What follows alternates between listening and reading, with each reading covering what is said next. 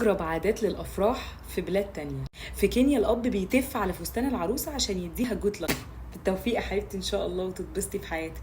في رومانيا بقى بيخطفوا العروسه وبيخلوا العريس يدور عليها. لو حصل الموضوع ده عندنا هو ما هيصدق اصلا، لان هو جاله صدمه عاطفيه يوم الفرح الصبح، بالنسبه له ايه ده، اتخطفت على خير، جت من عند ربنا، مش عارف اعمل ايه. في ماليزيا ما فيش حمام، منعوا العريس والعروسه 3 ايام من غير ما يخشوا الحمام، ممنوع، وبيوقفوا جارد وبيديهم شويه اكل وميه صغيرين جدا. بالنسبه لهم اللي ما يقومش بالطقوس دي ممكن يحصل له خيانه زوجيه او لا قدر الله عياله تموت. هتعملها وانت واقف، استحمل شويه معانا. كوريا الجنوبيه بيمدوا العريس على رجله عقابا ليك ان انت هتتجوز، وبيقولوا ان هم كده بيتعرفوا على شخصيه وكاركتر العريس. لينا كده الصلابه اللي حضرتك فيها ورجلك ورمه قد كده، مش هتخش في الجزمه اصلا. في فيجي بيجيبوا سنه حوت مع البروبوزل وهو بيتقدم لها. عارفه ليه افتكرت شعره فيل بتاعت فيلم طرزان، مش عارفه ليه. في الهند بيسرقوا جزمه العريس وهو بيحاول يرشي العروسه بفلوس كتيره جدا عشان تديله جزمه عشان يكمل الحفله. احنا لو عندنا الموضوع ده خدي البدله اساسا، لان هو مش طايق نفسه ومتكتف ولابسها لولا اليوم بس ومش عايز يزعلك. في كوبا بيدوا العروسه فلوس عشان يرقصوا معاها. ان شاء الله انتوا بترقصوا مع العروسه كمان عادي كده؟ ده احنا بنخلي العريس يرقص معاه بالعافيه. عندنا حضرتك بيبقى فيه برايد ميدز عاملين دايره كده حاشرين العروسه فيها عشان هي اصلا ممنوع ترقص غالبا،